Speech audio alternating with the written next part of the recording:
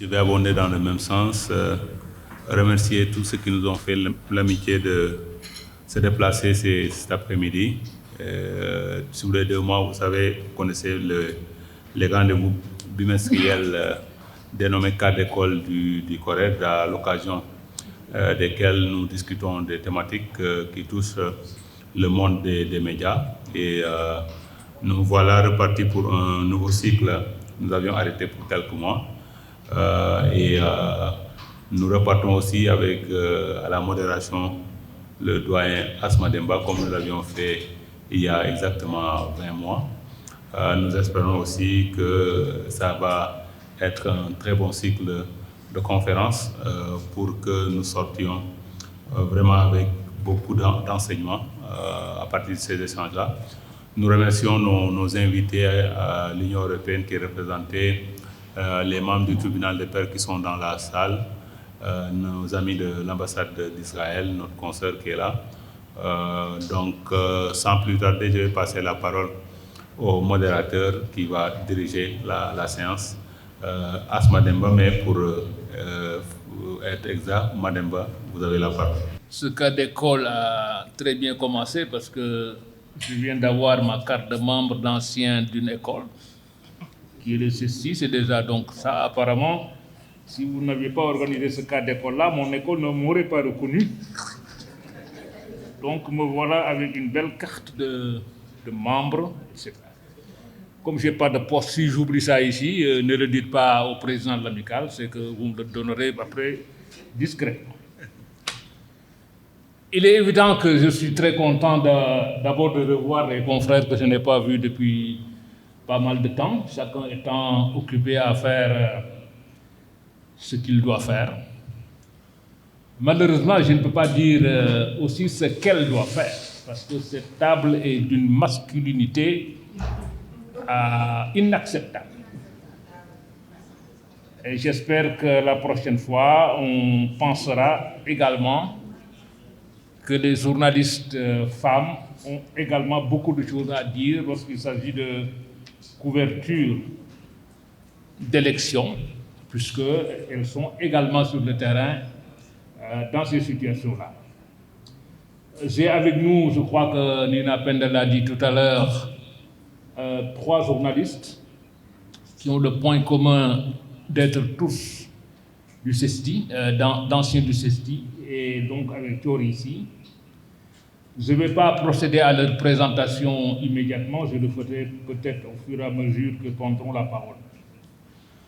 Évidemment, le sujet en lui-même a fait rire peut-être certaines personnes souvent méprisantes lorsqu'il s'agit de la presse, quand on associe journalistes et caisse de résonance.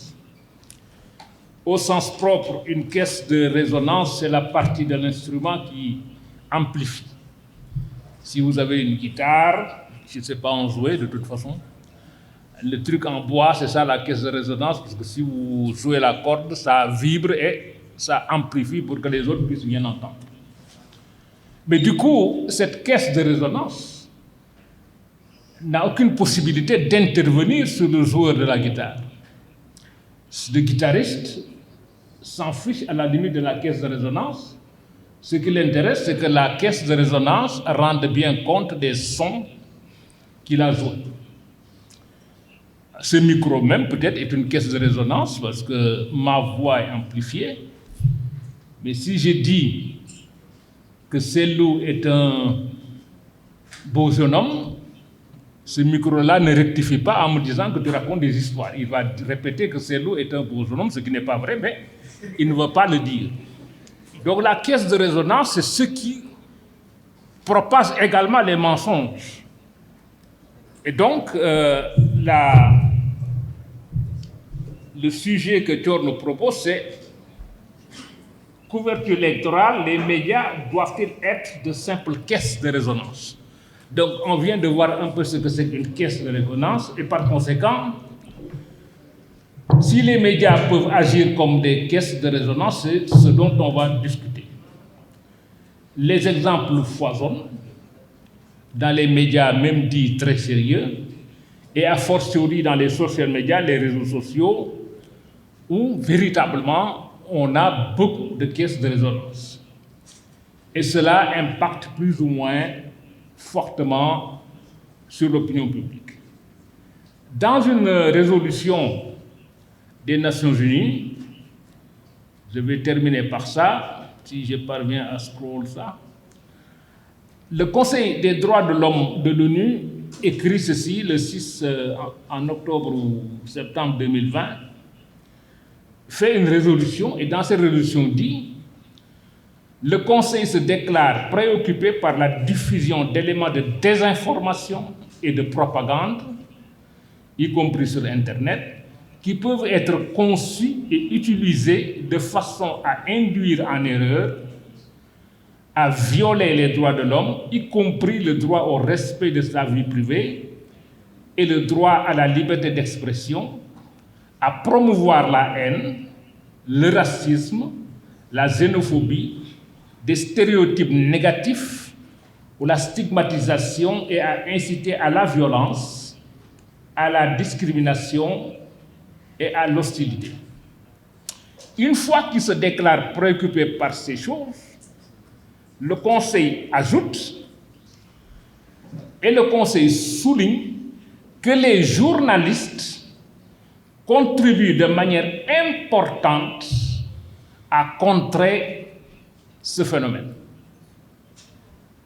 C'est-à-dire, d'une certaine façon, le Conseil des droits de l'homme des Nations Unies donne une responsabilité particulière en leur disant que devant cela, nous comptons sur vous pour qu'il n'y ait pas d'impact sur l'opinion publique.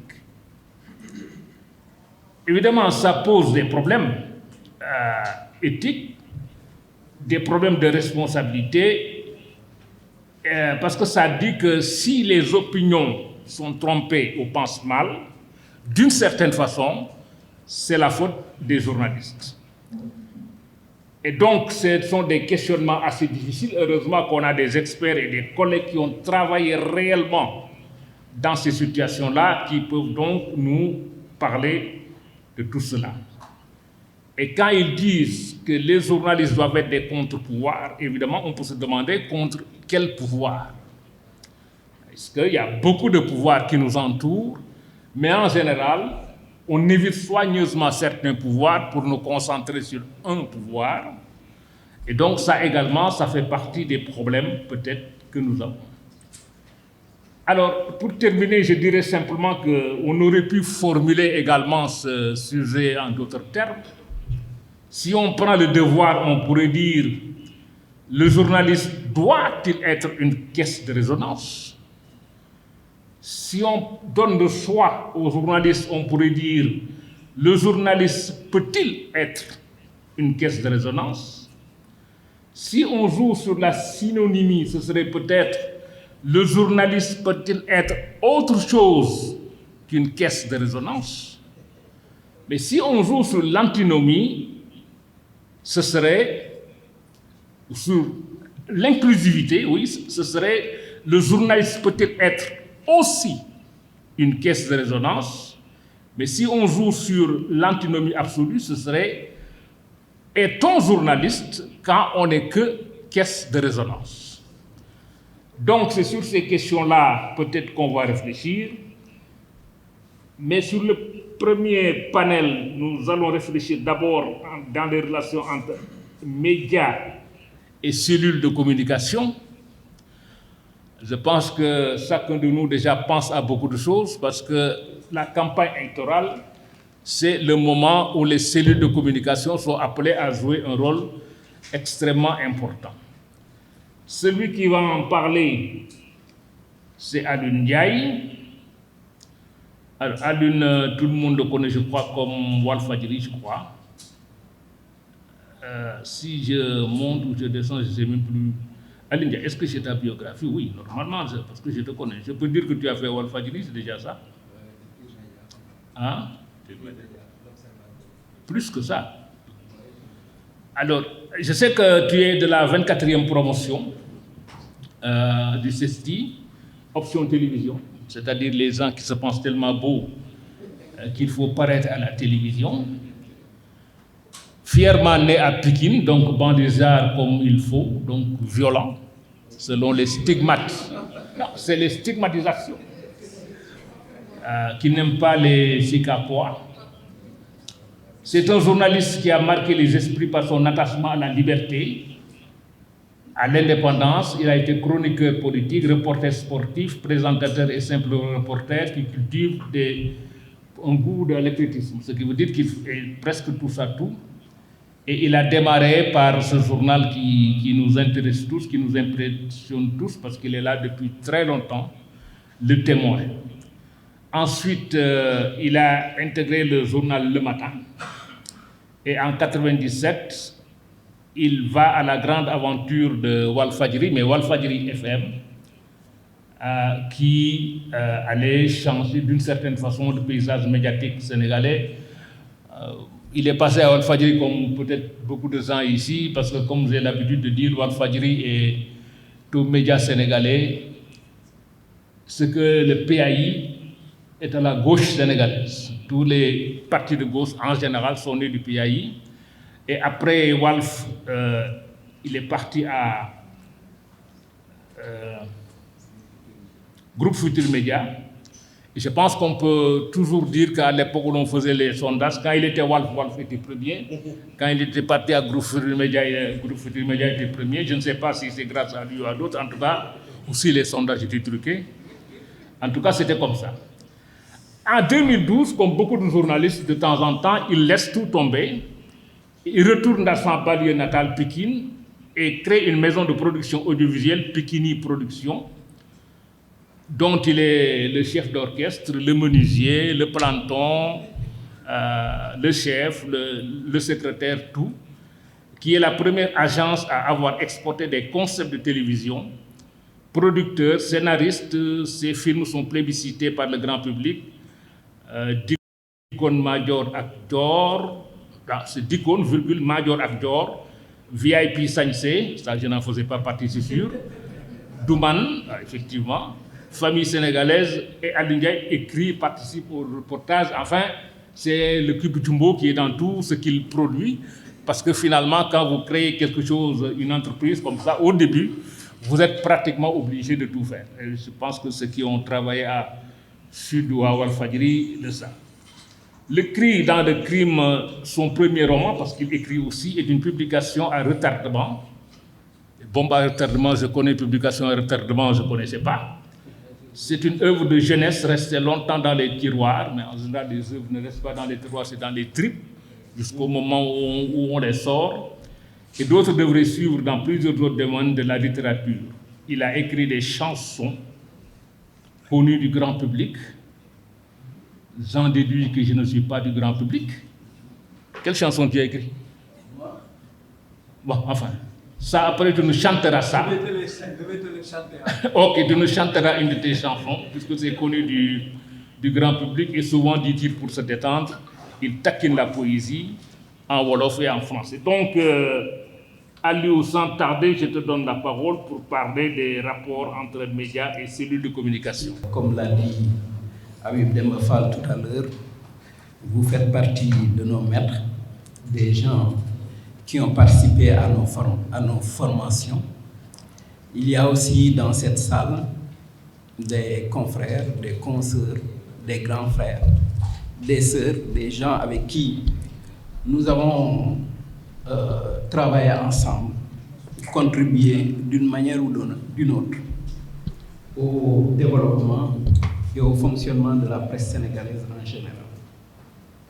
Comme c'est Thior qui fait la gendarmerie du temps, je vais lui faire le plaisir de rentrer directement dans le vif du sujet, parce qu'on m'a demandé de traiter du rapport entre les conseillers en communication et les journalistes. Je voudrais d'abord parler du contexte particulier de l'élection présidentielle qui vient en 2024, où nous savons tous que le président sortant, Macky Sall, n'est pas candidat, où nous savons tous qu'il y a eu un contexte politique marqué par la violence, marquée par des affrontements, où on a dénombré des morts, où nous savons aussi que les ambitions se sont multipliées, les ambitieux se font remarquer, et le nombre de candidats à la candidature montre qu'il y a aujourd'hui des centaines de Sénégalais qui se sentent en situation ou en capacité de présider aux destinées de notre pays. Donc tous ces gens-là vont devoir s'affronter pour remplacer Macky Sall. Tous ces gens vont s'entourer de communicants et tous ces communicants vont faire en sorte d'avoir les journalistes dans leur poche. Pour en revenir à la définition même de notre métier, à la définition de l'information, parce que ça permet d'éclairer le débat, l'information, c'est ce qu'il y a de neuf et d'intéressant. Ce qu'il y a de neuf et d'intéressant. On sait bien aujourd'hui que quand vous allez, disons, à la réunion du bureau politique de l'APR, quand les gens sortent, quand le chargé de communication vous parle, si des chaises ont volé à l'intérieur, si les gens se sont donné des coups de poing, il ne va pas vous le dire. Il va vous lire le communiqué qui a été travaillé pour la présentation, le communiqué qui présente la réunion dans le sens qui favorise la communication de ce parti. Donc, le travail du journaliste, c'est de chercher l'information, c'est de collecter l'information, c'est d'aller voir ce qu'il y a de neuf et d'intéressant. Le travail du communicant, c'est de vendre son produit. Et je pense qu'il y a un livre que je recommande souvent, c'est le livre de Edouard Bernays qui s'appelle Propaganda. Et Bernays, c'est le neveu de Sigmund Freud. Il a beaucoup travaillé aux États-Unis dans la publicité. Et le gouvernement américain a utilisé ses services quand il s'est agi de convaincre les Américains de la nécessité de participer à la Première Guerre mondiale, qui a beaucoup travaillé avec les politiques et qui leur a dit en fait que vendre une candidature, vendre un produit politique, c'est comme vendre un savon. Il faut savoir séduire, il faut savoir convaincre. C'est à partir de ce moment que les gens qui sont dans la communication, les communicants, ont fait en sorte d'avoir souvent ce que j'appelle moi des journalistes à emporter. C'est-à-dire, on va en campagne, on a son journaliste à emporter, qu'on met dans la caravane, qu'on met dans le convoi, qu'on trimballe avec nous et qui finit par la proximité à créer une sorte de relation de complicité. Et c'est cette relation de complicité qui fait que le communicant peut faire passer son produit, peut vendre son produit à ce journaliste. Et les cas d'école font foison où on a vu des journalistes à emporter se retrouver après au palais auprès du candidat qui a été élu. Simplement parce que la campagne électorale, les nuits passées ensemble, ont permis aux communicants de faire un travail de sape, ont permis aussi aux journalistes d'approcher, et le journaliste, qui est un être humain, finit par développer une certaine sympathie pour le candidat, et on n'est plus dans l'information, on est dans la communication. On sait aussi qu'il y a une loi qui fait que les agents du service public de l'information, quand ils vont en campagne, dans le cadre du journal de la campagne, diffusé sur la RTS, ils sont obligés, eux, de tendre le micro, et quelquefois, je pense, si ma mémoire est bonne, que c'est même le conseil de régulation de l'audiovisuel qui s'occupe de savoir si telle chose ou telle chose doit passer avec les représentants des candidats. Là, on est dans ce que Bernays appelait la propagande. Parce que les communicants, ils font de la propagande, les journalistes, ils font de l'information. Donc, on est dans un rapport qui, a priori, doit être conflictuel. Donc, le travail du journaliste, pour échapper aux communicants, c'est de pouvoir faire du collecte au-delà de ce que le communicant dit ou au-delà de ce que le communicant donne.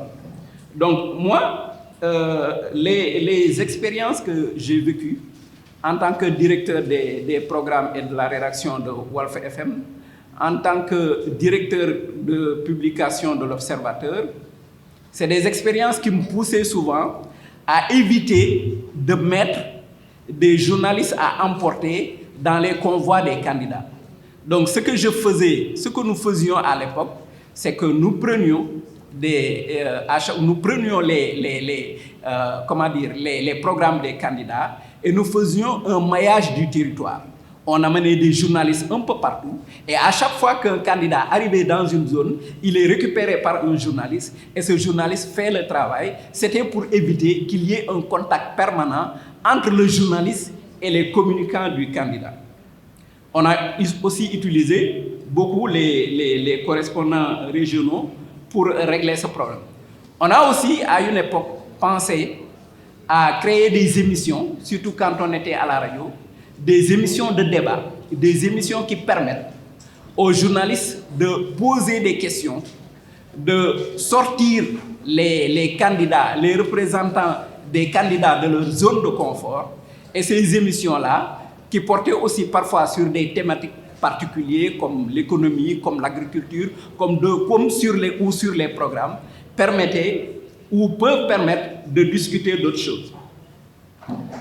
Comme je vous l'ai dit aussi, on a beaucoup utilisé les correspondants régionaux.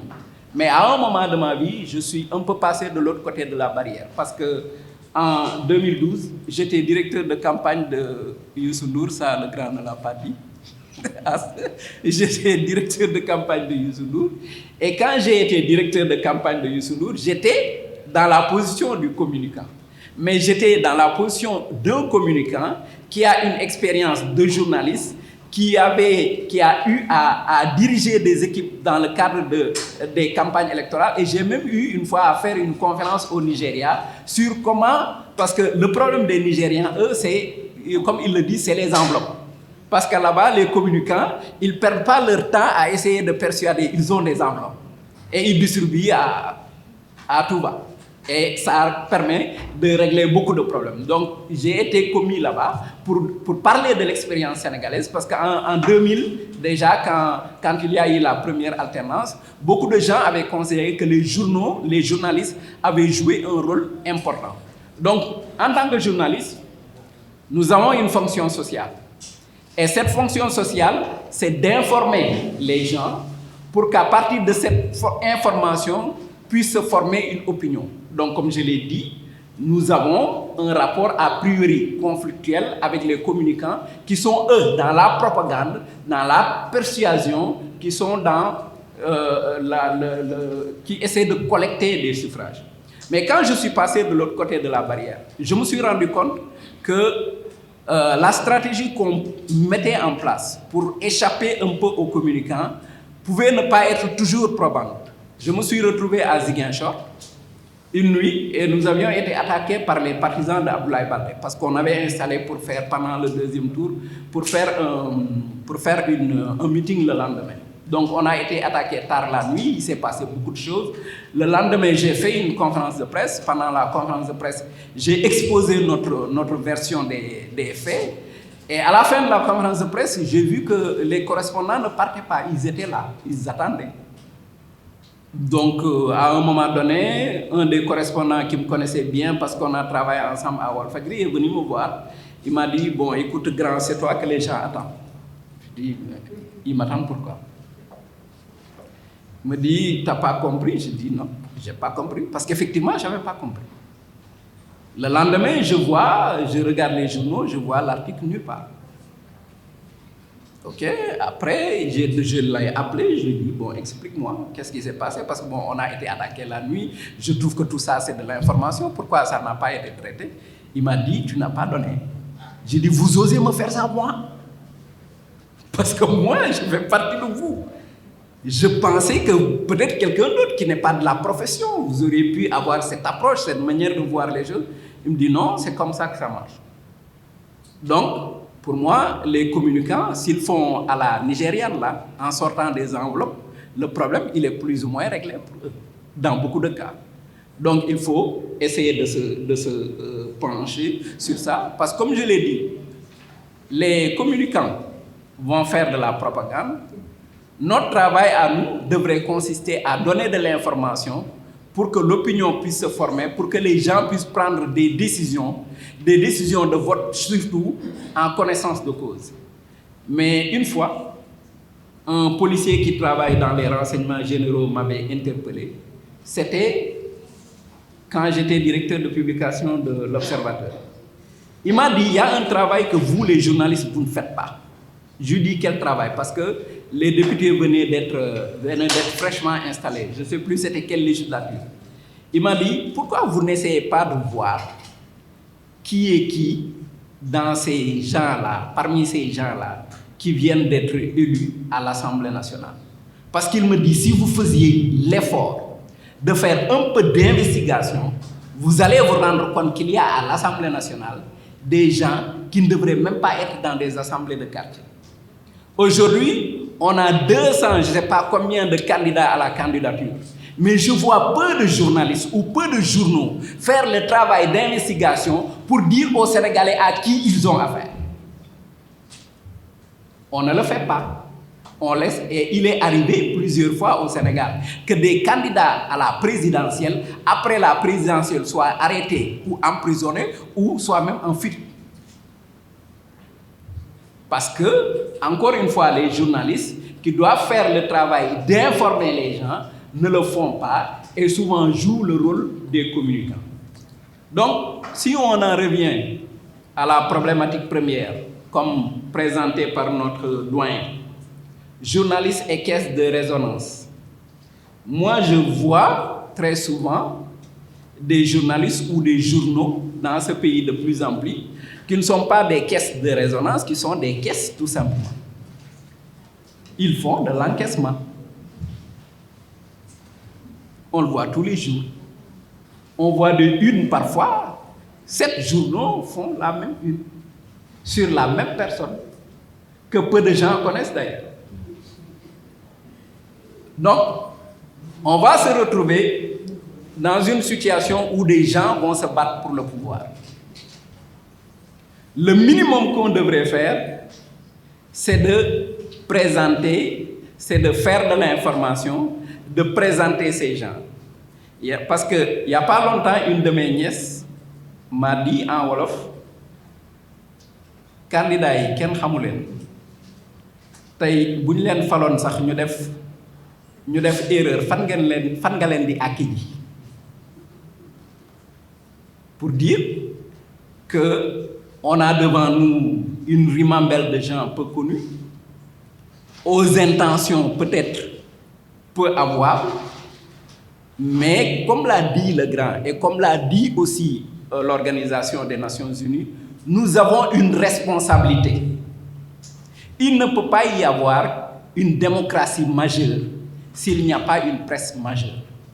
Maintenant, on est dans le contexte particulier aussi d'un Sénégal où Internet a fini de s'installer durablement, où des journalistes ou des gens qui se prévalent de la qualité exercent le métier dans des conditions qui nous dérangent pour le moins. Donc, il y a, à mon avis, urgence à travailler, urgence à retrouver nos fondamentaux, à travailler aussi à l'intérieur de nos rédactions, parmi les correspondants, pour que tous ces gens-là comprennent que leur fonction sociale, c'est de faire en sorte que les Sénégalais soient bien informés. Maintenant, s'ils trahissent leur mission, il arrivera ce qui est en train d'arriver.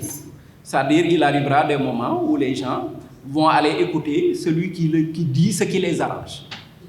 Sur Internet, ils vont aller suivre celui qui dit ce qui les arrange. Et c'est ce qui fait d'ailleurs qu'à un moment donné, on a vu un leader politique sénégalais qui s'adressait très peu aux journalistes. Il préférait aller sur sa chaîne YouTube et à partir de sa chaîne YouTube, diffuser ces informations. Donc, je ne dis même pas caisse de résonance pour les journalistes, mais les journalistes, c'était, je ne sais pas moi, ils étaient là souvent juste pour reprendre ce qu'il a dit sur sa chaîne YouTube. Donc, pour me résumer, je pense que les communicants dans leur travail de propagande, sont dans leur zone de confort, au moment où nous approchons une élection présidentielle cruciale. Ils vont, si rien n'est fait, et je n'ai pas l'impression que quelque chose pourrait être fait, ils vont pouvoir faire leur travail de propagande, toucher les masses, manipuler, donner de fausses informations. Il suffit pour cela, comme je l'ai dit tout à l'heure, pour en revenir à l'expérience nigériane, d'avoir des enveloppes. Je vous remercie pour votre aimable attention. Je pense que vous avez retenu l'essentiel. Je retiens que le mot poche est venu.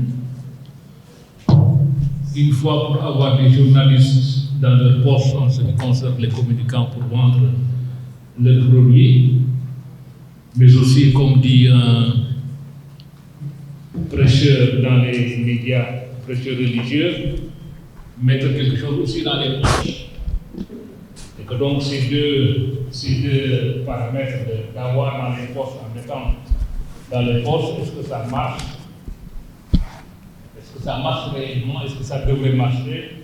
Et comment éviter tout cela? Je pense qu'il a donné quelques astuces qui permettront la réussite. Alors le second panéliste, d'ailleurs, ça a été bien réparti parce qu'on a quelqu'un qui a fait le privé, quelqu'un qui a fait le privé et le public, et quelqu'un qui a fait le privé et les agences. Donc ça permet un peu de donner des points de vue par rapport au support qu'on a fait. Donc Habib Demba Fall va lui nous parler de la responsabilité des directeurs de rédaction, de publication et de l'information. Ça c'est du cas concret des personnes qui sont dans la rédaction et quelles sont leurs responsabilités par rapport à tout ce qui se passe. Habib Demba Fall, comme je l'ai dit, est un ancien du CESTI, sans doute tellement fasciné par le journalisme qu'il a laissé tomber ses études de lettres modernes à la fac pour aller faire le concours du CESTI en 1994, où il sera diplômé en 1997, 25e promotion, avec les Eurogages, Sarnian, Alassane Cissé, Jean-Sandro Diop, Abdou Kamara, enfin pour le gratin que l'on connaît, et dont certains, qui j'en crois, si je lis en dessous de ce que a lui dire, en étant communicant de candidat, se retrouvent après au palais. Donc apparemment, si vous voulez au palais, il vaut mieux identifier dès à présent le vainqueur et de son posé en communication, si cela intéresse les gens, parce que tout le monde aussi n'est pas intéressé par ce genre de situation. Du CESTI, il a rejoint le matin, il a fait quelques brèves discussions au matin, mais ensuite il a été à Walfadjri.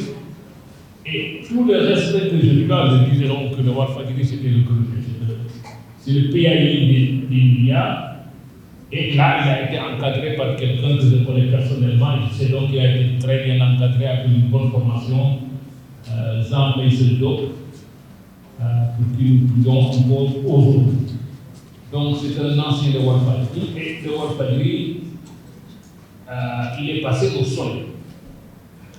C'est en février 2000, donc après l'alternance, il a rejoint le Soleil comme reporter de campagne, en test de préambule. Ça c'est très intéressant, également comme trajectoire.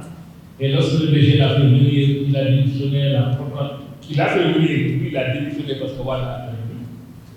Donc finalement, toi, ça devient un parcours bizarre, parce que celui-là aussi, il voulait que tu restes avec nous, c'est Wad qui arrive. Et donc, il t'a quand même laissé là-bas comme collaborateur extérieur, mais c'est en 2002 qu'il sera nommé chef du service société, sous le nom de Qu'est-ce qui se passe à Scoop, pour ceux qui se souviennent de Scoop vaguement.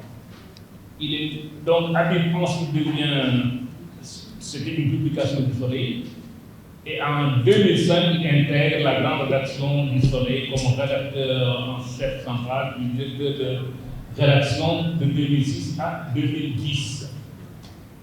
Habib également écrit, il fait partie de ces journalistes brillants qui prennent la plume pour écrire. Il est dans la littérature, il a travaillé sur des sujets culturels, économiques, politiques, internationaux, ça on le sait. Il a publié des poèmes dans un ouvrage collectif qui s'appelle Saison d'amour et de colère, en 1998, qui a été publié par Renéas, et qui a été dirigé, parce que c'est un travail collectif, par Boubacar Diop, ce qui encore montre la qualité du travail, parce que je sais que Boris est indiscutable, la qualité. Ensuite, un recueil qui s'appelait Des rêves, et un roman, Le Trésor du Chaos, nominé au Grand Prix du Président de la République pour les lettres en 2017. Il est également sélectionné et publié dans l'anthologie Enseigner la lecture, écriture et oralité, 14 poètes sénégalais contemporains, etc. Donc c'est vraiment quelqu'un qui est reconnu par à la fois des journalistes et par les professionnels de la littérature. Actuellement, Habib Demba Fall occupe le poste de coordonnateur de la cellule de communication et partenariat de la Société nationale des eaux du Sénégal, SONES avec un E, puisque les gens comme moi ont eu quand même l'avantage de connaître SONES avec 2 E. Habib Demba Fall avec 2 L à Fall, vous avez la parole. Merci. Mademba Ndiaye, As Mademba Ndiaye, il a oublié de dire que ce jeune journaliste qui était stagiaire, enseignant en culture, a signé un jour un article sur une chanson de Fatou Guewel Mbaras. Et le commentaire qui m'est parvenu, jeune, on écrivait souvent comme on parlait. Une syntaxe parfois débridée, un vocabulaire trop permissif, on se saisissait du premier mot qui venait, sans protocole, et voilà, on voulait reproduire ça dans le journal. Pour dire que cette génération a beaucoup contribué à ma formation, et il ne le dira pas. Je le remercie, comme je remercie Tidiane Kassé, Abdourahmane Kamara, Jean-Maïssa Diop, qui a été mon encadreur, Ousseynou Bey, et Au Soleil également. Cette génération m'a fait le plaisir de côtoyer Djib Diédhiou, de côtoyer les Amadou Fall, de côtoyer les Ibrahima Mansour, etc. Une très belle génération, quand même, dont l'abnégation, le professionnalisme font toujours école. Je remercie également le CORED pour ce cas d'école, le Conseil donc pour l'observation des règles d'éthique et de déontologie, pour nous donner ce panel. Et j'embraye sur ces remerciements pour parler du tribunal des pairs, de tous les confrères que j'ai le plaisir de retrouver, les Babacar Diop, Aminata Mohamed, Ndeye Awa Lo Ndiaye, Moustapha Diop, Selou et tous les autres, et certainement les étudiants du CESTI et des autres écoles de journalisme, confrères, chers confrères, diplomates ou représentants des services diplomatiques. Voilà. La transition, je pense, est trouvée entre la brillante intervention de Aliou Ndiaye et la mienne. J'allais lui réserver une réponse à la fin. Asma Demba l'a dit, je passe du privé au public, je suis dans le journalisme, dans la littérature et je passe à la communication. C'est un peu une synthèse de ce qu'on dit avec comme passerelle l'éthique et la déontologie. Aliou Ndiaye le sait, on peut aussi faire de la communication en restant dans une certaine éthique et même la manière de faire la communication, je pense, évolue ou doit évoluer. Parce que le fait, il l'a dit aussi, et ça c'est très important, d'être journaliste, ça permet dans une sorte de regard en miroir d'aider aussi l'entreprise à être bonne sur la capitalisation de l'information que l'entreprise donne au public. Parce qu'on est le premier filtre, je le pense, même si parfois, effectivement, on vend notre camelote. Tous, il faut aussi le dire avec sincérité. Alors, les médias doivent-ils être de simples caisses de résonance? Et, comme question directe, la responsabilité des directeurs de rédaction, de la publication et de l'information. Une première réponse, oui, la responsabilité, elle est établie, on ne va pas se dérober. Une deuxième, oui, c'est une question très simple. Et la réponse pourra aussi couler de source, on reste professionnel. Par temps électoral, comme par temps normal, ordinaire, les fondamentaux du métier restent immuables. la triangulation, la vérification de l'information, une certaine distance professionnelle, etc. Mais il faut reconnaître que cette saison un peu des enchères électorales ou politiques est assez spéciale. Dans un peu la floraison des offres politiques ou politiciennes, la propagande, et surtout, nommons un peu cette chose un peu immonde qui menace le professionnalisme, qui menace l'éthique, qui expose à la corruption, qui expose aux pressions politiques, physiques, la corruption. Alors, j'aborderai pour commencer les responsabilités du directeur de la publication, du directeur de l'information, du directeur de la rédaction. Le directeur de la publication, c'est de manière littérale celui qui est chargé de rendre public le journal. Et on le dit par la formule consacrée, il est pénalement et civilement responsable. Cela suppose qu'en amont, qu'il ait des prérogatives de vérification de tout ce qui doit être publié dans le journal. Et dans certains pays même, cette notion de direction de la publication est étendue aujourd'hui aux médias numériques, à la télévision, étant entendu que le contenu, la matière sur laquelle on travaille est la même, c'est l'information. Le directeur de l'information est responsable de toute la chaîne d'information, que cette information implique les journalistes, les techniciens, tous les autres.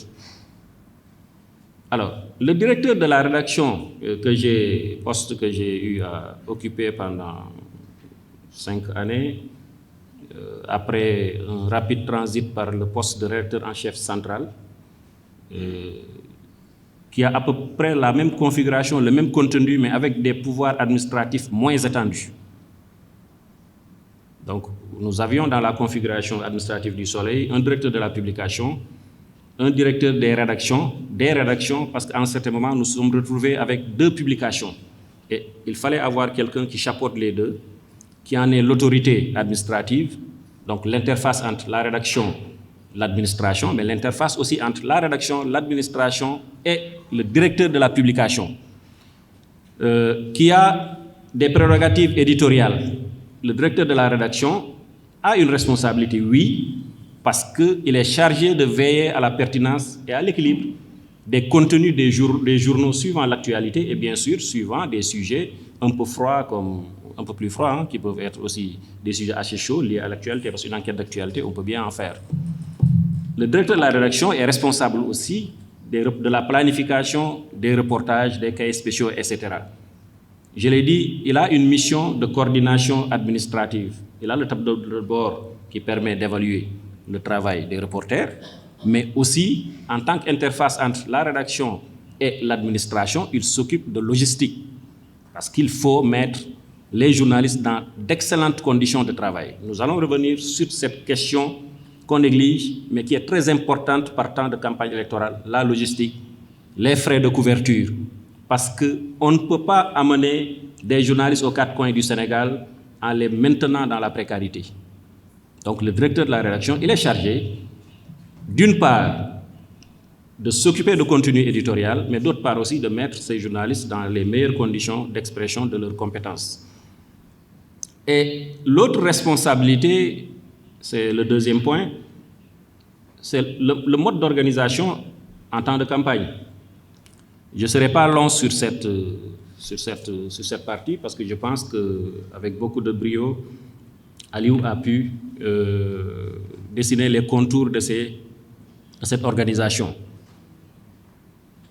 À la lumière de 2 expériences, l'une à Walfadjri, l'autre au Soleil, 3 tendances se dessinent. Il y a la couverture personnalisée. Un journaliste est affecté à un candidat. Donc un candidat, un journaliste, ou en tout cas une équipe de journalistes, un candidat. Et surtout, ça vaut surtout pour la présidentielle, quand on a des candidats, et les législatives, quand nous avons des listes. Le deuxième type de couverture, c'est la couverture zonale. Nous avions opté au Soleil par la couverture départementale, entre guillemets. La couverture classique permet à la rédaction de garder son organisation habituelle, de recenser les sujets d'actualité liés à la campagne, bien sûr, mais aussi les autres sujets d'angle qui permettent aussi d'avoir des à côté, d'avoir des analyses, les tendances de la campagne, etc. Donc, la couverture personnalisée, c'est la rédaction affecte donc un reporter à chaque candidat. L'avantage, c'est que s'il y a ratage, c'est parce qu'il y a le reporter dormait. Il faut dormir ou que le conseil en communication soit médiocre pour qu'il y ait ratage. Parce qu'on est, comme disent les anglo-saxons en parlant de l'armée américaine, embedded, je pense que c'est le terme. On est dans les bagages du candidat. Donc ça, c'est un avantage. Mais l'inconvénient, Aliou l'a nommé, la proximité crée même un sentiment d'appartenance à cette liste ou à cette équipe du candidat, et même l'autre versant très hideuse pour la pratique professionnelle, de connivence. Directeur des rédactions du Soleil, il m'est arrivé à plusieurs reprises de recevoir des demandes de couverture ou des communiqués de presse de la part de mes reporters, mais des communiqués qui sont signés de la main de certains reporters d'autres rédactions ou de notre rédaction qui sont dans les bagages de candidats, sous prétexte qu'ils aident ces reporters. Ça arrive même aux reporters de la presse publique, Aliou l'a dit, qui sont chargés tous les soirs de recueillir les déclarations. Mais ces reporters, c'est eux-mêmes qui organisent la communication du candidat, qui choisissent les bons plans, qui choisissent le temps, le cadreur, voilà, le positionnement par rapport au Soleil, etc. Ils sont dans la communication. Et ça les expose, je pense, à certaines manipulations. Et il y a une gestion émotionnelle assez délicate que l'on fait dans la rédaction centrale. Je vais revenir sur le type d'organisation qu'il faut à la rédaction centrale pour servir de filtre.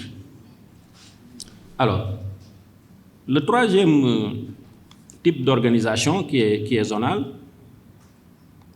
c'est le deuxième plutôt. On optait pour, on avait comme stratégie de positionner dans chaque département un reporter et une équipe de reporters et journalistes reporters et reporters photographes. À charge pour cette équipe de couvrir tous les candidats ou toutes les listes. Donc, dans ce département. Et cette stratégie était adossée à un code de conduite. On va revenir sur ce code de conduite. Mais la règle de base, en termes d'équilibre, pour la campagne présidentielle, la priorité était accordée au candidat. Si je couvre le candidat d'un parti X, je dois couvrir le jour qui suit, en priorité, le candidat Y. Même si la liste, ou en tout cas les militants du candidat X qui est passé dans la circonscription organisent un autre meeting local. On va s'arrêter un peu sur cette précaution parce que vous retrouverez dans certaines zones des partis ou des listes ou coalitions plus nantis les unes que les autres. Il y a des gens qui ont la capacité d'organiser une manifestation par jour dans les différents quartiers. D'autres, un méga meeting pour leurs candidats. Mais pour d'autres partis, moi je me suis retrouvé comme reporter en 2000, puis en 2001, mais dans des meetings départementaux qui ne dépareraient pas les fourrels de quartier, quoi. J'utilise ce mot entre guillemets. Il y a à peine 20 ou 30 personnes. Et souvent, les 90%, c'est des gamins qui sont là pour la musique et voilà, pour s'amuser. Mais au nom de cet équilibre ou de cette équité, nous avions le devoir de les couvrir, d'autant que les populations, ou en tout cas ces acteurs politiques, avaient le soleil à l'œil. On ne nous pardonnait aucun manquement. Déjà qu'on souffrait fortement d'un préjugé de connivence sur lequel aussi je vais revenir. Donc l'avantage, c'est un peu cet équilibre. Mais l'inconvénient aussi, c'est que la proximité nous rattrape. On fait une semaine dans une zone, on connaît le responsable des jeunes qui vient prendre le thé avec vous. Ça m'est arrivé à Tamba, dans le bureau, il faut dire la vérité. Il faut se battre pour rester indépendant. Le gars, copain, il pense que tu es là pour tu es un attaché de presse, qu'il n'y en a que pour lui. Je pense qu'il faut résister. Et la meilleure manière de résister, c'est de rester dans une certaine équité et de rester professionnel. Ça, cette tentation sera très forte. L'autre risque, c'est, et je passe à la troisième formule, la formule classique. Nous, l'option première, c'était la couverture zonale. Parce que dans cette stratégie aussi, nous avions la claire conscience que nos correspondants régionaux qui ont fait 15, 20 ans, ils peuvent être d'une très grande intégrité, hein, mais ils ont leur frère qui est d'un parti, leur cousin qui est de l'autre parti. C'est assez délicat à gérer. C'est très délicat. Ça, c'est le versant un peu social ou sociologique de la chose. Le gars de Tamba, il vient, je le remplace à Tamba, il est à Bakel. Le gars de Fatick, il est à Sédhiou, je le remplace à Fatick, etc. Et quand il n'y a pas un enjeu comme le second tour, etc., les gens peuvent reprendre leur base. Donc ça, en tant que directeur des rédactions, c'est quelque chose qu'on a vécu. Et la responsabilité éditoriale, elle est réelle. À côté de la responsabilité administrative, il y a une responsabilité éditoriale qui nous a amené à à concevoir une sorte de code de conduite. C'était le tableau de bord qui demandait aux journalistes, Babacar Diop connaît très bien ce code de conduite du Soleil, voilà le comportement, l'attitude à avoir vis-à-vis des candidats. On couvre toutes les listes, étant entendu voilà, les têtes de liste.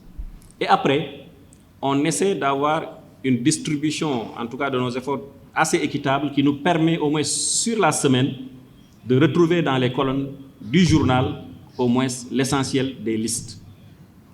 Et là, il y a une difficulté, surtout pour les législatives, pour la présidentielle après le passage du leader, pour les législatives sur le mode d'animation local des partis. Il y a des partis qui disparaissent des pages du Soleil parce que simplement il n'y a pas d'activité. La parade, c'était quoi? C'était d'essayer d'avoir une lecture zonale des enjeux et de faire des face-à-face. Tous les jours, le reporter qui n'a pas d'activité compte rendu, mais peut mettre une sorte de 3 questions A, voilà, aux responsables de AJ, aux responsables de PS sur des questions nationales ou des questions relevant de la gouvernance locale. Donc ça, c'est aller au-delà du compte rendu. Pour moi aussi, le fait d'aller au-delà du compte rendu, sans être dans le commentaire un peu gratuit, voilà, sans consistance, permet de s'occuper ou d'occuper le lecteur et de créer une meilleure connaissance des enjeux. Cette responsabilité éditoriale aussi nous a poussé à organiser le personnel d'encadrement. J'ai dit qu'il y a un découpage zonal à raison de 3 départements par région. Un journaliste senior posté à la rédaction centrale était responsabilisé pour recevoir les papiers de 3 départements.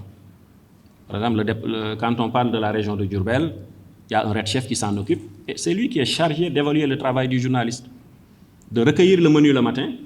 Moi, reporter, mais c'était rare que je reste au bureau jusqu'à midi sans recevoir le coup de fil de mon rédacteur en chef. Qu'est-ce qu'il y a comme activité? Il n'y a pas d'activité, mais tu penses à quel autre sujet?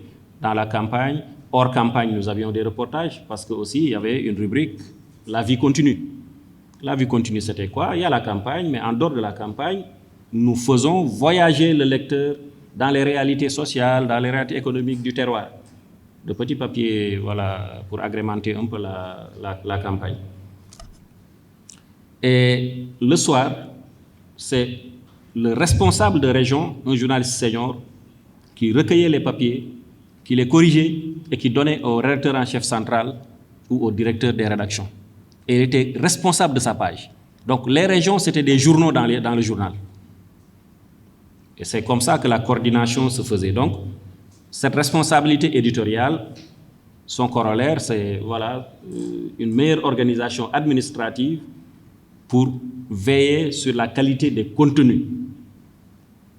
Et quand je parle de qualité des contenus, l'éthique et la déontologie ne peuvent pas être, en tout cas, des notions absentes de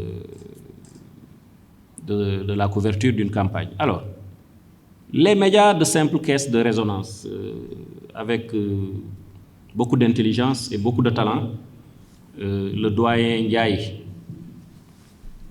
a disséqué un peu cette notion de résonance. Effectivement, je ne vais pas m'attarder sur ça. Donc ça porte en écho un son. Elle peut avoir une connotation positive dans le rôle strict des médias, relayer l'information. Un talentueux chanteur en rendant hommage à la presse dans un contexte aussi lourd de conflits avec d'anciens patrons de presse sur fond de querelle de propriété d'un journal. Dans une chanson, a dit journaliste liggéeyam lay def liñ ko wax lay jottali waru ci yokk waru ci wàññi. Oui. Pour les militants du sujet verbe complément, je dis souvent en raillant complètement, c'est un peu les travers un peu des 5W, je le dis et je l'assume, il n'y a pas que ça, mais il le faut aussi pour être journaliste d'abord. C'est la caricature souvent des médias. Ça disons-nous, c'est une péjoration pour moi. C'est une péjoration dans le sens élargi. L'exercice de la critique objective ne s'accommode pas un peu de cette ghettoisation du rôle de la presse. Parce qu'aujourd'hui, l'une des maladies, même plus infantiles, hein, parce que quand même, on parlait de crise de croissance, mais on tarde à capitaliser les bienfaits d'une crise de croissance. On va souvent vers la déchéance. C'est une caricature des médias qu'il vous faut, vous reporters, vous responsables de presse, il faut se quereller, dans le sens intellectuel du terme, pour déconstruire cette réalité péjorative qu'on veut coller aux médias. On n'est pas que, heureusement, dans la formulation, on a dit de simples caisses de résonance. Le qualificatif vaut son pesant d'or. Donc, on n'est pas de simples relais d'opinion politique. Les médias peuvent aussi produire des grilles de lecture en réhabilitant aussi des genres majeurs. Ce n'est pas en faisant simplement des comptes rendus, encore qu'un brillant aîné, Alain Agboton, me disait souvent la manière de faire le compte rendu doit évoluer. Ce n'est pas ouvrir les guillemets, trouver des transitions, a-t-il dit, a-t-il dit. Il faut savoir situer la problématique. Et tout s'agrège à partir de ce fil conducteur qui permet maintenant de mettre l'information. L'information qui nous permet de comprendre. Parce qu'après tout, nous faisons comprendre aux autres, sans prétention. Parce que accordons aussi à ces lecteurs l'intelligence que nous pensons avoir, et même parfois avec beaucoup de prétention, avoir beaucoup plus qu'eux. Mais ne restons pas dans l'anecdotique, simplement. Donc, ce mythe du petit journaliste, nul, corrompu, mal fagoté, incorrect, en tout cas, moi, je fais partie de ceux qui le déconstruisent. Même au quotidien, hein, dans nos administrations, vous êtes journaliste affecté dans une administration, mais ce préjugé vous accueille. Jusqu'au jour où on découvre peut-être que vous écrivez bien, que vous savez parler en faisant comme moi 2 ou 3 fautes, mais assez correctes, que vous ne prenez pas de l'argent à gauche et à droite, que vous rendez le restant des frais de couverture des journalistes, parce qu'il y a des communicants qui prennent ça, je suis désolé. C'est de la pourriture. Donc, et après on dit, ah, vous n'êtes pas comme les autres. Un éloge, mais c'est une insulte. C'est une insulte. Et vous allez vivre ça aussi dans vos interactions avec certains communicants de cet espace politique. Il y a des gens dans ce pays qui pensent que voilà, tout a un prix, hein, chacun a un prix. Aludia, il a dit, une brillante formule, ce n'est pas simplement des caisses de résonance, c'est des caisses, j'ai hésité à en parler, j'en parle avec beaucoup de pudeur, mais nommons la chose. Hein.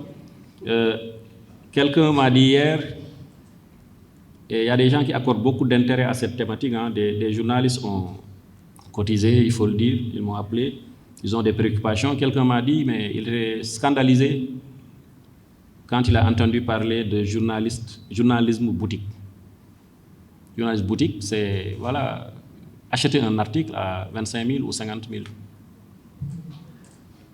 Je peux confirmer, un ami acteur politique avait un souci, il avait un communiqué de presse au Sénégal. Hein, quand on a un ami qui est dans la presse ou qui a des amis, bon, on pense pouvoir passer par lui pour avoir un bon taux de reprise. Un journaliste m'appelle pour me dire, mais je peux vous réserver la une. Je dis, mais très bien, mais c'était à 200 000 francs. Ne me posez pas de questions sur ça. Je ne suis plus journaliste. Voilà, donc, sur le cas du Soleil, rapidement. Donc, en 2000 et en 2007, donc, j'ai parlé de ce code de conduite, mais la conclusion à laquelle on a abouti, c'est que l'impact de la politique est un sujet de préoccupation. Nous sommes passés en 2000 de la stigmatisation de Wade à la stigmatisation des éditos de Chapelle avec El-Hadj Kassé.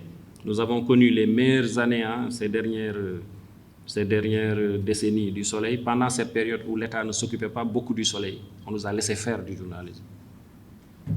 Mais à chaque fois qu'il y a des querelles ou des luttes de positionnement politique, l'étau se resserre sur les médias publics. La tentation est là, mais il faut résister.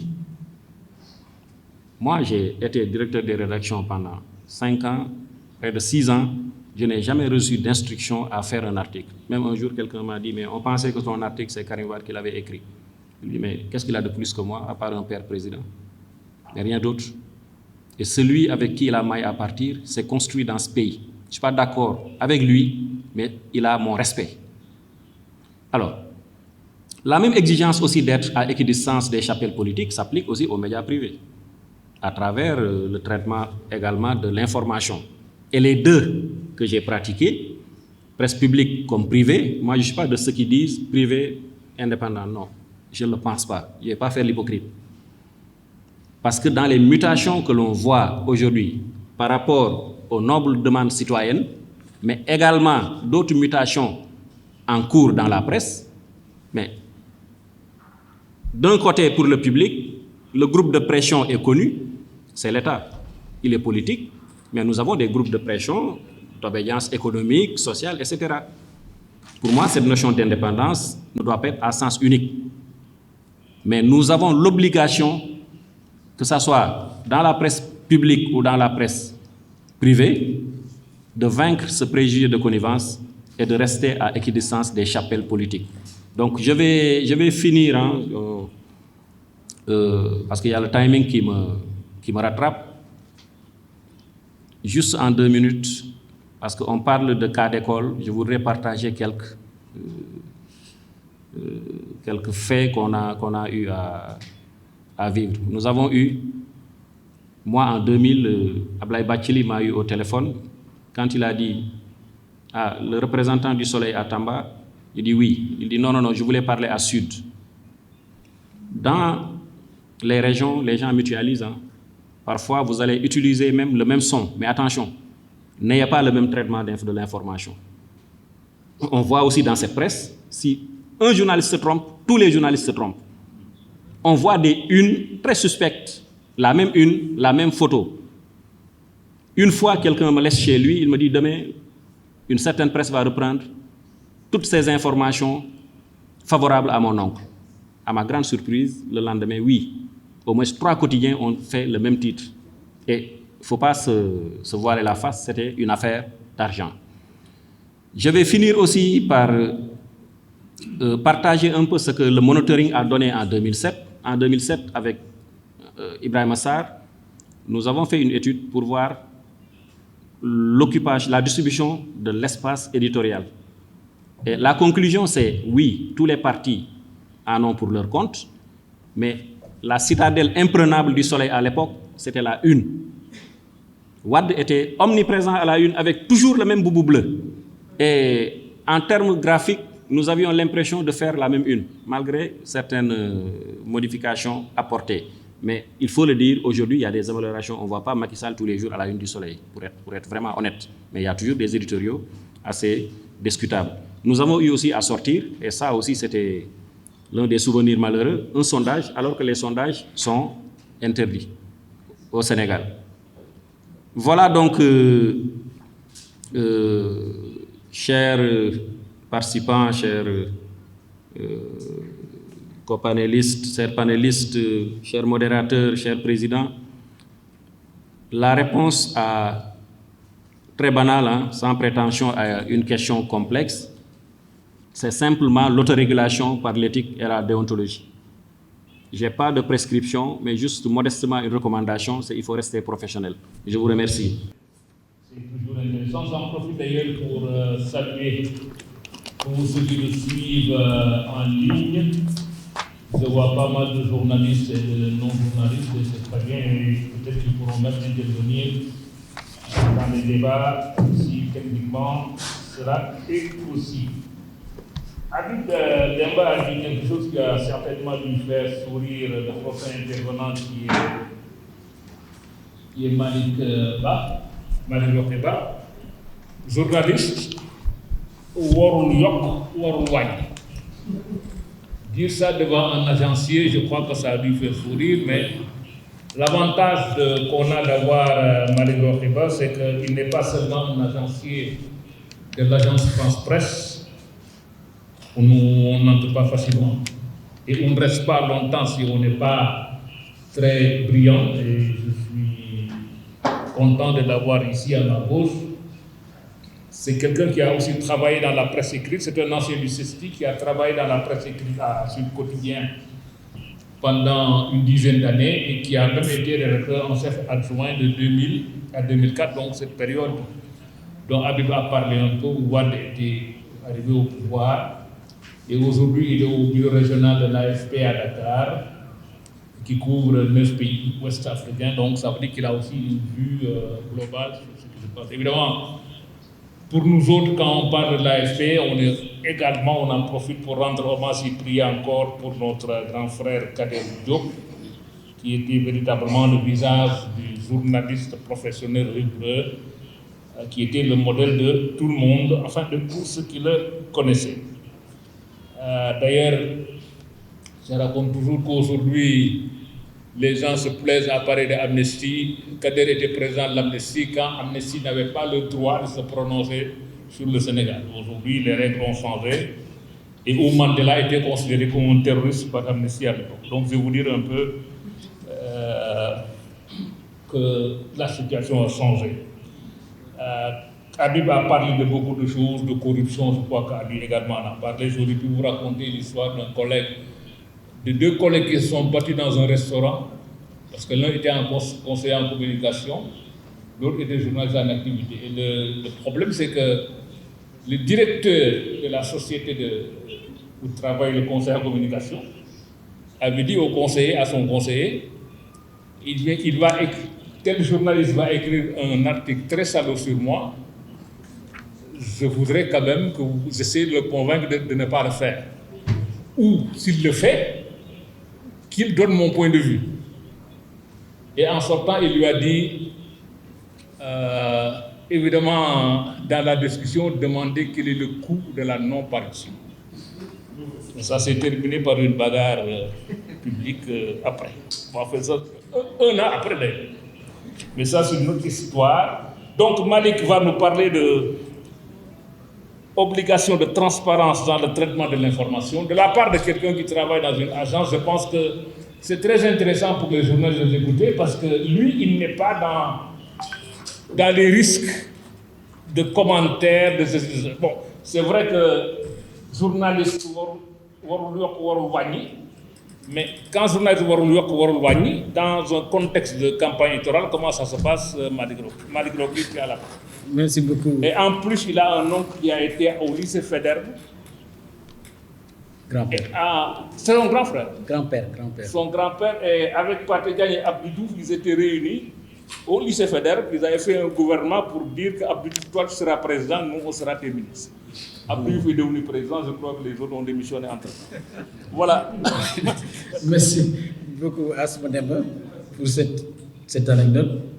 J'aurais dû faire une supplique à Mamadou Thior, lui demander de ne pas parler après Aliou Ndiaye et Habib Demba Fall, de brillants orateurs s'il en est, et des confrères pour qui je n'ai qu'estime et considération, pour ne pas dire admiration. Et j'ai tout le plaisir de partager ces réflexions avec eux sous la direction de notre aîné, notre doyen, Asma Demba Ndiaye, qui n'est plus dans la profession, mais qui continue de transmettre. C'est la marque des hommes généreux et c'est tout à fait à son honneur. Je vais commencer mon exposé par une réflexion tout à l'heure de Habib, reprenant les propos d'un chanteur, journaliste Warul Yoko, Warul Wani. Il se trouve que cette semaine, j'ai dû exploiter un communiqué de la mission des Nations Unies au Mali, la force des Nations Unies au Mali, dans le cadre de son retrait de ce pays. La MINUSMA s'est trompée dans son communiqué en parlant de 13 bases qu'elle devait libérer. Et il se trouve que ce n'est pas 13 mais 12. Et notre attention a été attirée sur cette erreur. Donc si on s'était évertué uniquement à reprendre ce que la MINUSMA dit, nous aurions dû propager une erreur et en même temps induire nos lecteurs en erreur, ce qui ne serait pas souhaitable.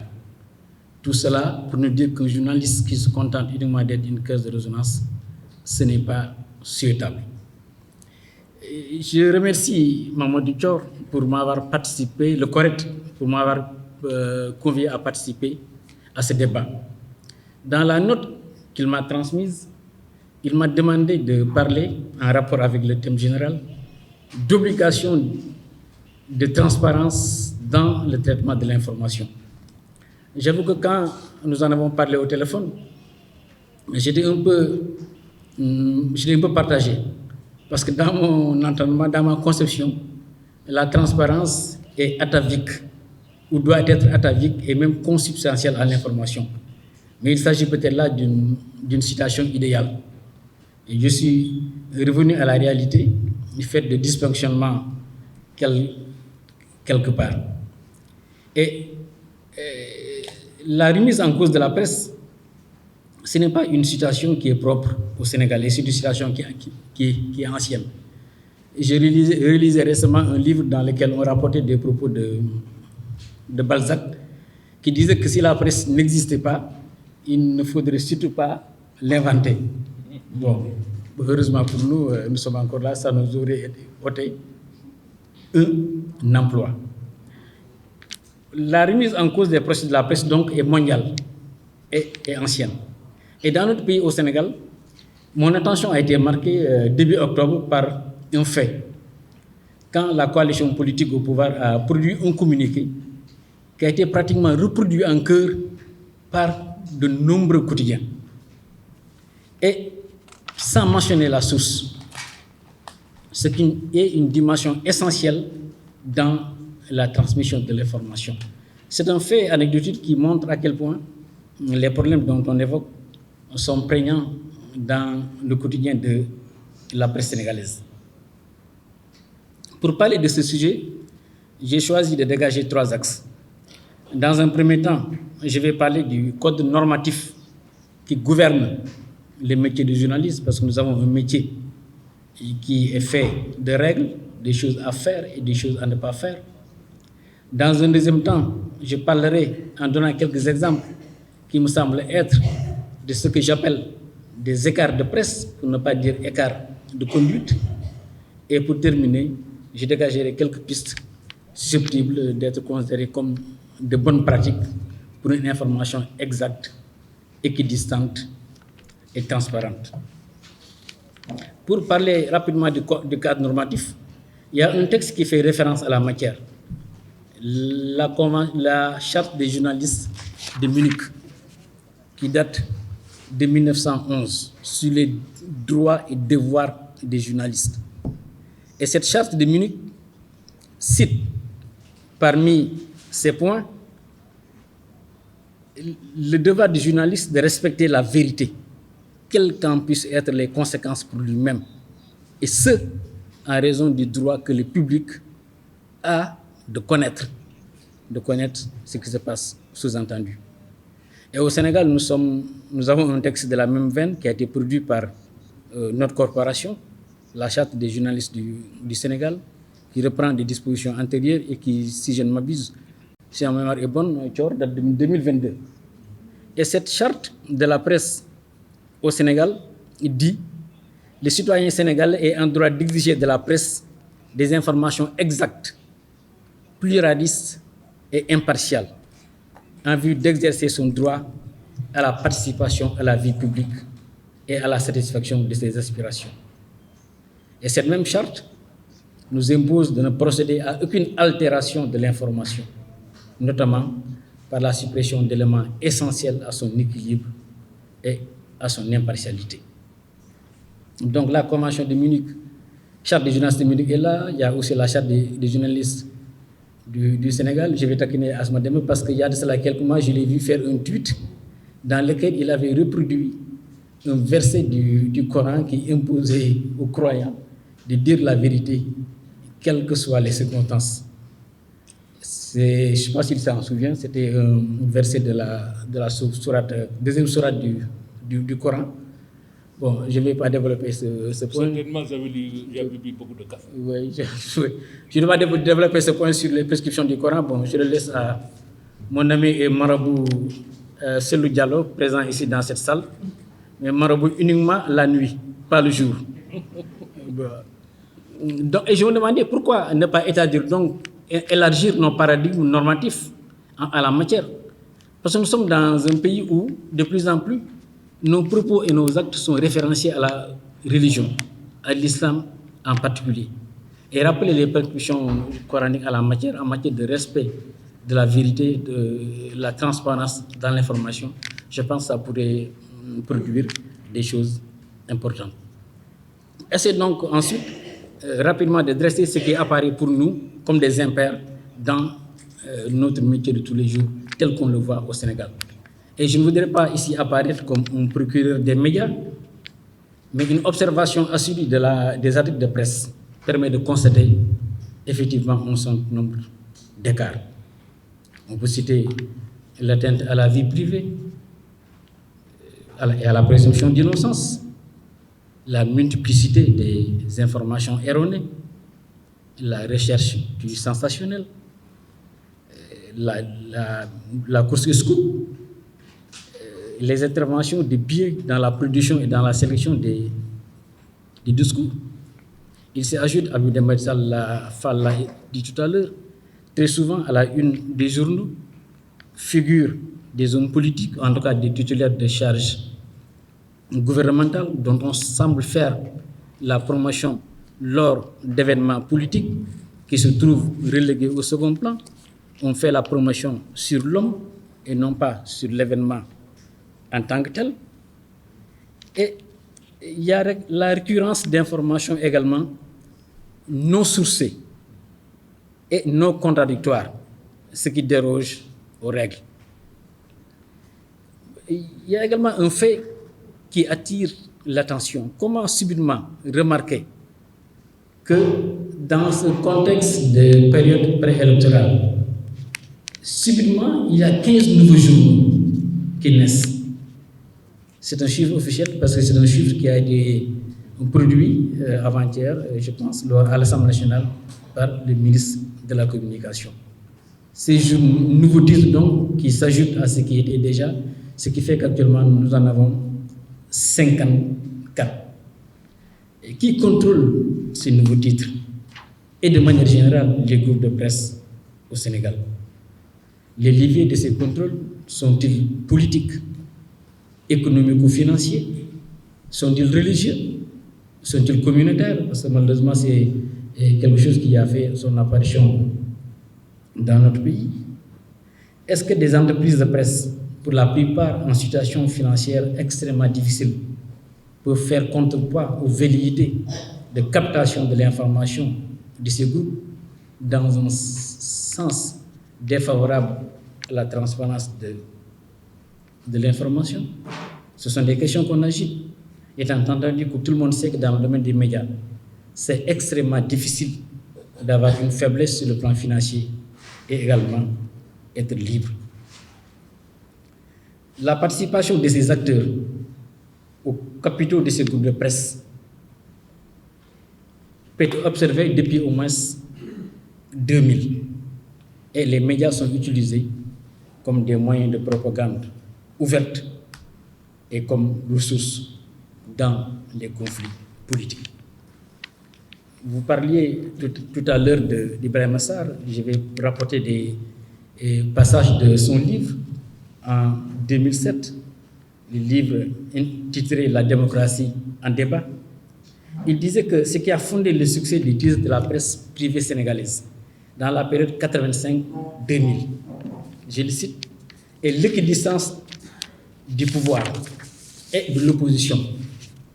La liberté de ton de ce journal, de cette presse, à travers la dénonciation de certains choix et décisions des autorités gouvernementales, et surtout la production d'une information qui ne porte pas le sceau de l'officialité. Et de manière prominatoire, Ibrahima Sarr, qui a été directeur du CECI, établissement dans lequel il enseigne, qui a été également journaliste à Sud Quotidien et au Soleil, il disait de manière prémonitoire, je le cite, « Il est à craindre que les intérêts des puissances d'argent ne dominent finalement l'agenda médiatique. » Je pense que c'est une prédiction qui reste à 50%, au moins à 50%, s'est réalisée. Elle s'est réalisée, et si on le met en rapport avec ce qu'on observe actuellement au Sénégal, il y a beaucoup de regrets à faire. Parce que la presse sénégalaise a une longue expérience et des expériences heureuses de couverture des élections. Depuis l'apparition des premiers titres, je ne parle pas de la période coloniale, mais de la période post-coloniale, il y a une trentaine d'années, nous avons une presse qui a beaucoup contribué à la transparence.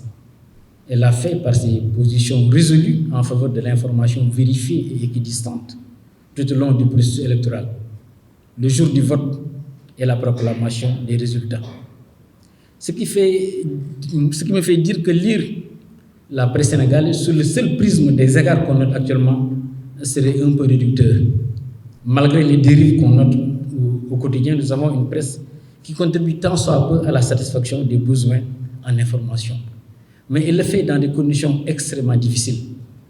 Il m'arrive d'aller encore sur le terrain et je vois des journalistes, des soldats de l'information qui très tôt le matin ou très tard le soir se ruer ou être présents dans les lieux, sur les lieux où se produisent les événements, malgré les contraintes liées au transport, liées au salaire.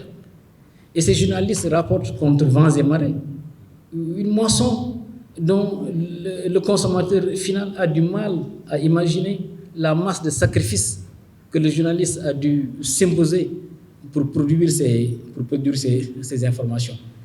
Et ce n'est pas pour rien que dans son ouvrage qui a été écrit, je pense qu'à la fin des années 90, Elhadji Kassé, l'ancien directeur déjà du Soleil, entre autres, parlait de misère de la presse. C'était en fait le titre de son ouvrage.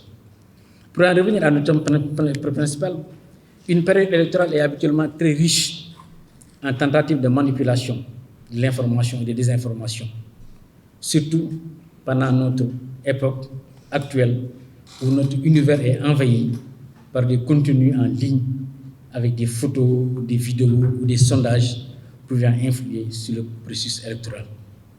Il importe aux journalistes de s'armer et il n'y a pas à chercher de midi à 14h ce métier à ses règles. Il y a des bonnes pratiques qui sont des pratiques universelles qu'on enseigne partout. Et ces pratiques étaient celles de nos aînés. Et sur le chemin de nos aînés, il importe de les reproduire parce que je pense que c'est le prix à payer pour une couverture exacte, impartiale et équilibrée. Par exemple, être présent physiquement sur le terrain chaque fois que c'est possible et ne pas se contenter de reproduire ce qui se dit et ce qui se passe sur les réseaux sociaux.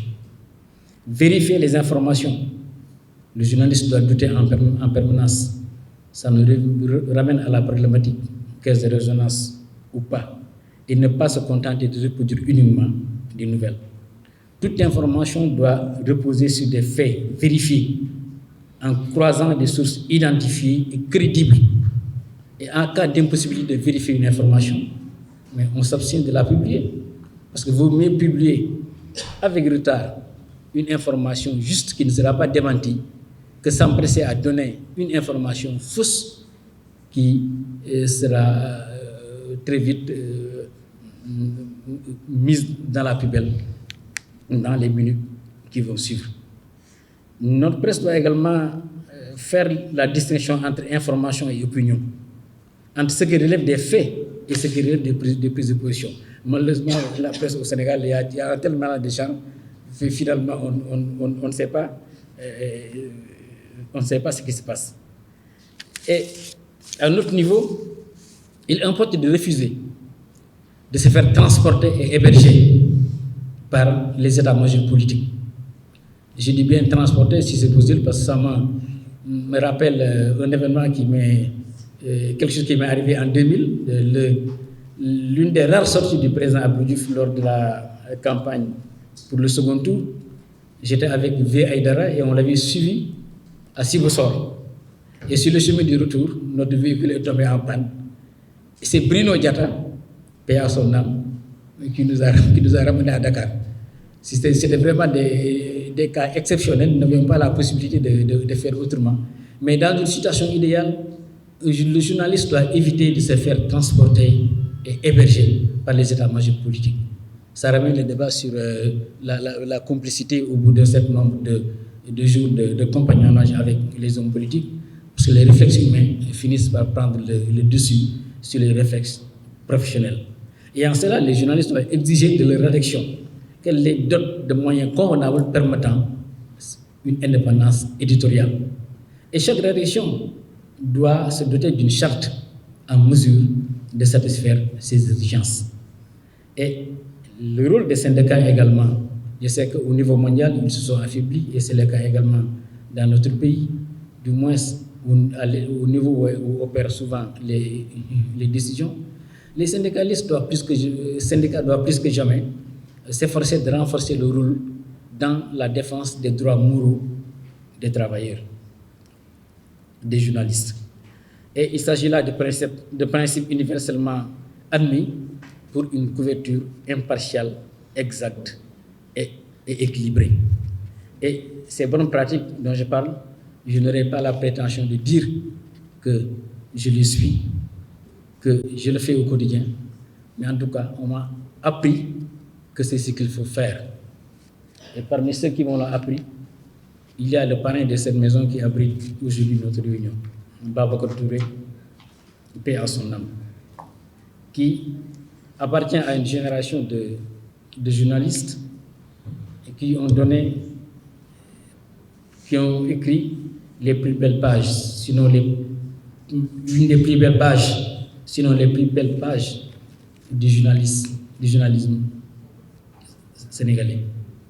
Et c'est tout à l'honneur de notre modérateur, Madem Mandiaye, d'avoir fait partie de cette génération qui a couvert de son ombre véritablement tutélaire la presse sénégalaise pendant ces 41 années.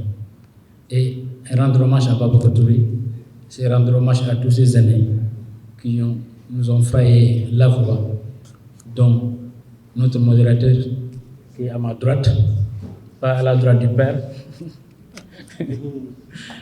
et Madame Mandiaye est un représentant de cette génération. Merci d'avoir été attentif.